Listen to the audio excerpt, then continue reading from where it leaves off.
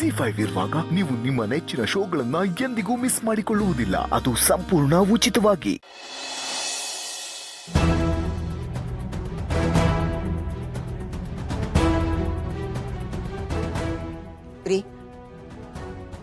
ಏನ್ ನಡೀತಾ ಇದೆ ನಮ್ಮ ಮನೇಲಿ? ಯಾಕಮ್ಮಿ ಏನೇನೋ ಕೇಳ್ತಾ ಇದೆಯಲ್ಲ, ಏನಾಯ್ತು ಈಗಂತದ್ದು?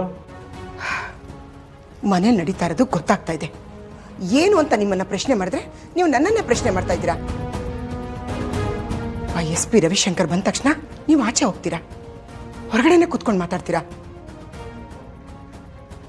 ಏನ್ರಿ ಇದೆಲ್ಲ? ನೋಡಮ್ಮಿ, ರಾಜಕೀಯ ಅಂದಮೇಲೆ 108 ಇರ್ತವೆ. ಅದನ್ನೆಲ್ಲ ಮನೇಲಿ ಮಾತಾಡೋಕ್ಕಾಯ್ತದಾ? ನೀನೇ ಹೇಳು. ಅಕಸ್ಮಾತ್ ನಾವು ಮಾತಾಡಿದ್ರು ನಿಮ್ಗೇನು ಅರ್ಥ ಆಗ್ತಿಲ್ಲ, ಅದಕ್ಕೆ ನಾವು ರಾಜಕೀಯನ ಮನೆಯಲ್ಲಿ ಮಾತಾಡೋಕೆ ಹೋಗ್ತಿಲ್ಲ. ನೀವು ಅರ್ಥ ಆಗೋಂಗೆ ಹೇಳಿದ್ರೆ ಅರ್ಥ ಮಾಡ್ಕೊಳ್ದಿರೋಷ್ಟು ದಡ್ಡಿ ಅಲ್ಲ ನಾನು. ರವಿಶಂಕರ್ ಬಂದ ತಕ್ಷಣ ನಮ್ಮ ನೀನು ಒಂಥರ ಆಗ್ತಾಳೆ, ಯಾರ ಜೊತೆನೂ ಮಾತಾಡಲ್ಲ. ಏನ್ರಿ ಇದು? ನೋಡಮ್ಮಿ, ನೀನು ನನ್ನನ್ನು ಪ್ರಶ್ನೆ ಮಾಡೋ ಬದಲು ಇವಾಗ ಅವಳನ್ನೇ ಪ್ರಶ್ನೆ ಮಾಡ್ಬೋದಲ್ಲ. ಈ ಹೆಣ್ಮಕ್ಳು ಯಾವಾಗ ಯಾವಾಗ ಹೆಂಗಿರ್ತಾರೆ ಅಂತ ನನಗೇನು ಗೊತ್ತಾಯ್ತದ ಹೇಳು? ಇಲ್ಲ ರೀ, ಇಲ್ಲ.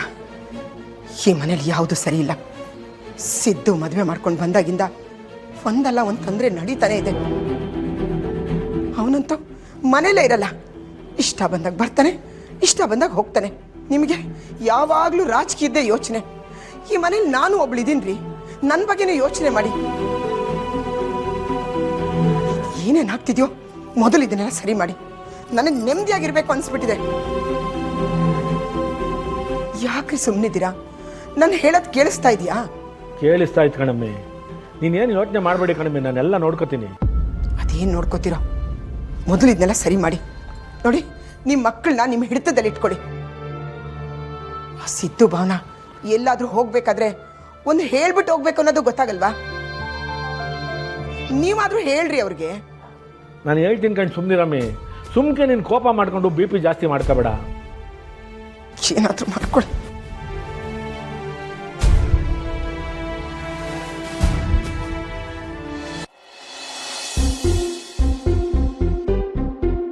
ಏ ವೀಣಾ, ಈ ಮನೆಯಲ್ಲಿ ಏನಾದರೂ ನಡೀತಾ ಇದೆಯಾ? ಏನ್ರಿ ಹಂಗಂದ್ರೆ ಯಾವ ವಿಚಾರದ ಬಗ್ಗೆ ಕೇಳ್ತಿದ್ದೀರಾ? ಅಜ್ಜಿ ವಿಷಯವಾಗಿ ಏನಾದರೂ ಮೂಮೆಂಟ್ ಇತ್ತಾ ಅಂತ. ಏನಿಲ್ಲ ರೀ, ಬೆಳಿಗ್ಗೆ ಒಂದ್ಸಲ ಜಯಂತ್ ಅಂದರು, ಆಮೇಲೆ ಅದೇನೋ ಟ್ರಂಕ್ ಅಂತ ಅಂದ್ರಂತೆ. ಅಷ್ಟು ಬಿಟ್ಟರೆ ಬೇರೆ ಏನು ಬೆಳವಣಿಗೆ ಇಲ್ಲ. ಹರೀಶ್ ಏನಾದರೂ ನಮ್ಮ ಭಾಗಕ್ಕೆ ಬಂದಿದ್ನಾ? ಇಲ್ವಲ್ಲ, ಅವನು ಯಾಕ್ರಿ ನಮ್ಮ ಭಾಗದ ಕಡೆ ಬರ್ತಾನೆ? ನಾನು ಈ ಮನೇಲಿ ಇಲ್ಲದೆ ಇರ್ಬೋದು, ಆದರೆ ಈ ಮನೇಲಿ ಏನು ನಡೆಯುತ್ತೆ ಅಂತ ನನಗೆ ಚೆನ್ನಾಗಿ ಗೊತ್ತಿರುತ್ತೆ. ಅದು ಹೇಗ್ರಿ ಗೊತ್ತಾಗ್ಬಿಡುತ್ತೆ? ನೀವೇನು ಹರೀಶನ್ನ ಕೇಳಿದ್ರಾ? ಹೌದು, ಅವನ ಹತ್ರನೇ ಬಾಯಿ ಬಿಡಿಸ್ದೆ. ಅಂದರೆ ನೀವು ಹರೀಶನ ಹತ್ರ ಮಾತಾಡಿದ್ರಾ? ಏನು ನಡೀತಾ ಇದೆ ನಿಮ್ಮ ಅಣ್ಣ ತಮ್ಮಂದ್ರ ಮಧ್ಯ? ಅಂದರೆ ಹೆಂಡತಿ ಅಂದ್ರೆ ಮುಂದೆ ಜಗಳಾಡೋರ ಥರ ಇದ್ದು, ಆಮೇಲೆ ಹೊರಗಡೆ ನೀವಿಬ್ರು ಚೆನ್ನಾಗೇ ಇದ್ದೀರಾ ಹಾಗಿದ್ರೆ? ಆ ರೀತಿಯಲ್ಲಿ ಏನಿಲ್ಲ ಕಣೆ. ಅವನೆಲ್ಲ ಹಿಂಗೆ ಸಿಕ್ಕಿದ್ದ, ಯಾವುದೋ ವಿಷಯ ಕೇಳಿದಾಗ ಅವ್ನು ಬಾಯ್ಬಿಟ್ಟ ಅಷ್ಟೇ. ಅದು ಯಾವ ವಿಷಯ ಕೇಳಿದ್ರು? ಯಾವುದೋ ವಿಷಯ ಎಲ್ಲ ಹೊರಗಡೆ ಸಿಕ್ಕಿದ್ದ. ಈಗ ನಾವು ನಿಮ್ಮ ಎದುರುಗಡೆ ಹೇಗಿದ್ದೀವೋ ಹೊರಗಡೆನೂ ಹಾಗೇ ಇದ್ದೀವಿ, ನಾವೇನು ಮಾತಾಡ್ತಿಲ್ಲ. ನೀನು ನನ್ನ ಪರವಾಗಿ ಮಾತಾಡೋದಕ್ಕಿಂತ ಈ ಮನೆಯವ್ರ ಪರವಾಗಿ ಜಾಸ್ತಿ ಮಾತಾಡ್ತೀನಿ. ಅವ್ನು ಬಂದಿದ್ದ ಅಂತ ಹೇಳಬೇಕು ತಾನೆ? ಅಯ್ಯೋ, ಹೇಳ್ತಿದ್ದೆ ರೀ, ಆದರೆ ನೀವು ಯಾರು ಅಂತ ನನಗೆ ಗೊತ್ತಲ್ಲ. ಅವ್ನು ನಮ್ಮ ಕಡೆ ಬಂದಿದ್ದ ಅಂತ ಗೊತ್ತಾಗ್ಬಿಟ್ರೆ ಇನ್ನು ಹೊಸದಾಗಿ ದೊಡ್ಡ ಕುರುಕ್ಷೇತ್ರ ಯುದ್ಧ ಶುರು ಮಾಡಿಬಿಡ್ತೀರಾ ಅಂತ ಹೇಳಕ್ಕೆ ಹೋಗಲಿಲ್ಲ ಅಷ್ಟೇ. ಹೋಗಲಿ ಬಿಡು, ಏನು ಮಾಡೋದಕ್ಕಾಗುತ್ತೆ? ಎಲ್ಲದಕ್ಕೂ ಕೋಪ ಮಾಡ್ಕೊಳಕ್ಕಾಗತ್ತಾ? ಇದನ್ನೇ ರಕ್ತ ಸಂಬಂಧ ಅಂತ ಕರೆಯೋದು. ಎಷ್ಟೇ ಕಿತ್ತಾಡಿದ್ರು ನಿಮ್ಮ ತಮ್ಮನ್ನ ಬಿಟ್ಕೊಟ್ಬಿಡ್ತೀರಾ ನೀವು? ಅದೇ ಅವ್ನ ಹೆಂಡತಿ ಬೇಬಿ ಏನಾದರೂ ಈ ಕಡೆ ಬಂದ್ಬಿಟ್ಟಿದ್ರೆ ಜಗಳ ಆಡದೆ ಇರ್ತಿದ್ರಾ? ನಿಮ್ಗೊಂದು ರೂಲು, ನಮ್ಗೊಂದು ರೂಲು. ಏನೇ ನನ್ನನ್ನು ವಿಲನ್ ಥರ ನೋಡ್ತೀಯಲ್ಲ? ನಾನು ಅಷ್ಟು ಕೆಟ್ಟವನಲ್ಲ. ಕೆಟ್ಟವರಲ್ಲ ನೀವು, ಆದರೆ ನೀವು ಎಷ್ಟು ಒಳ್ಳೆಯವರು ಅಂತ ನಂಗೆ ಚೆನ್ನಾಗಿ ಗೊತ್ತು. ಏನು ನಿನ್ನ ಮಾತಿನರ್ಥ? ಅಂದರೆ ನೀವು ಯಾವಾಗ, ಎಲ್ಲಿ, ಎಷ್ಟೆಷ್ಟು ಲೆಕ್ಕಾಚಾರ ಮಾಡ್ತೀರಾ ಅಂತ ನನಗೆ ಚೆನ್ನಾಗಿ ಗೊತ್ತು ಅಂತ ಅಂದೆ. ಇದೇ ನನಗೆ ಆಗಲ್ಲ ಅನ್ನೋದು. ಮನೆಯವ್ರನ್ನ ಹೊಗಳೋದು, ನನ್ನನ್ನು ತೆಗಳೋದು.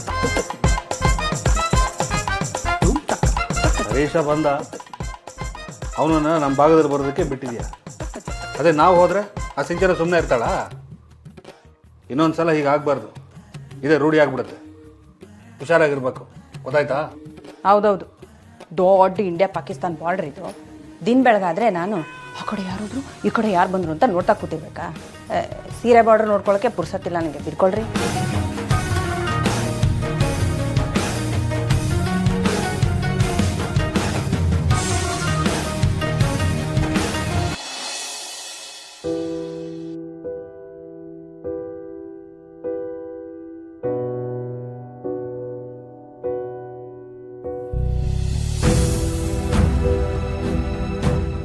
ಜಾನು, ನೀನು ಯಾಕೆ ಇಷ್ಟು ಯೋಚನೆ ಮಾಡ್ತಿದ್ಯಾ? ನೀನು ಫೋನಲ್ಲಿ ಮಾತಾಡಿದ್ದು ನೋಡಿ ನನಗೆ ಎಷ್ಟು ಗಾಬರಿ ಆಯಿತು ಗೊತ್ತಾ? ಅದಕ್ಕೆ ಇಷ್ಟೊತ್ತರಲ್ಲೇ ಬಂದ್ಬಿಟ್ಟೆ. ಇವತ್ತು ಪೂರ್ತಿ ನಿನ್ನ ಜೊತೆ ಮಾತಾಡೋಣ, ನಿನ್ನ ಮನಸ್ಸಲ್ಲಿ ಏನಿದೆ ತಿಳ್ಕೊಳ್ಳೋಣ ಅಂತ ಇಲ್ಲಿಗೆ ಬಂದೆ. ಆದರೆ ನೋಡಿದ್ರೆ ನೀನು ಮಲಗಿಬಿಟ್ಟಿದೆಯಲ್ಲ. ಪರವಾಗಿಲ್ಲ ಬಿಡು, ನೀನೀಗ ಚೆನ್ನಾಗಿ ಮಲಗು. ನೀನು ಎದ್ದ ಆದ್ಮೇಲೆ ಮಾತಾಡೋಣ.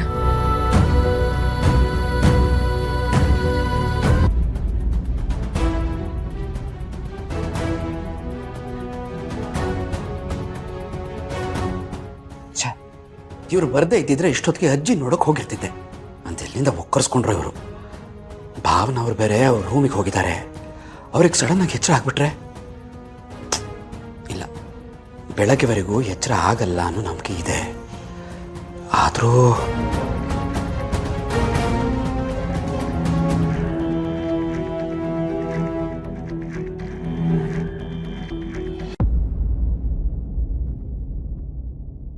ಜಯಂತ್ ಅವರೇ,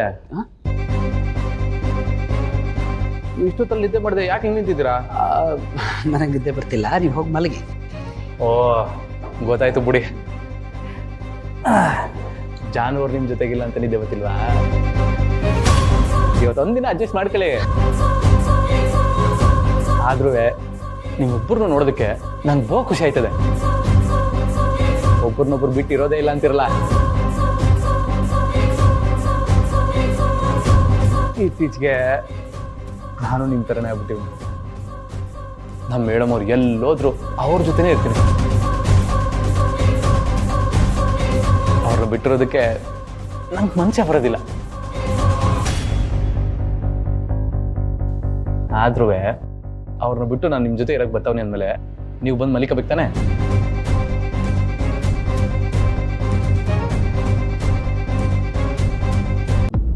ನೀನು ತಾಯಿ ಆಗ್ತಿದ್ಯಾ ಅಂದಾಗ್ಲಿಂದ ನಿನ್ನ ನೋಡೋಕ್ಕೆ ಬರೋಕ್ಕಾಗಲಿಲ್ಲ ಕಣೆ. ನಿನಗೆ ಗೊತ್ತಲ್ಲ, ಖುಷಿಗೆ ನ್ಯಾಯ ಕೊಡಿಸ್ಬೇಕು ಅಂತ ಎಷ್ಟು ಓಡಾಡ್ತಿದ್ದೆ ಅಂತ. ಅದಕ್ಕೆ ಇಷ್ಟು ದಿನ ಸಮಯನೇ ಸಿಗಲಿಲ್ಲ ಕಣೆ. ಆದರೆ ಇವತ್ತು ಬಂದ್ಬಿಟ್ಟೆ. ಇಡೀ ದಿನ ನಿನ್ನ ಜೊತೆ ಇದ್ದು ನಿನ್ನ ಹತ್ರ ಮಾತಾಡ್ಕೊಂಡೇ ಹೋಗ್ತೀನಿ ಅಂತ ಜಯಂತ್ ಅವ್ರಿಗೆ ಹೇಳಿ ಬಂದಿದ್ದೀನಿ. ನಾನು ಆಗ್ಲಿಂದ ಇಷ್ಟ ಹೇಳ್ತವನಿ, ನೀವು ಬರ್ತಾನೆ ಇಲ್ವಲ್ಲ? ZEE5 ಆಪ್ ಡೌನ್ಲೋಡ್ ಮಾಡಿ ಎಲ್ಲಾ ಸಂಚಿಕೆಗಳನ್ನು ಸಂಪೂರ್ಣ ಉಚಿತವಾಗಿ ನೋಡಿ.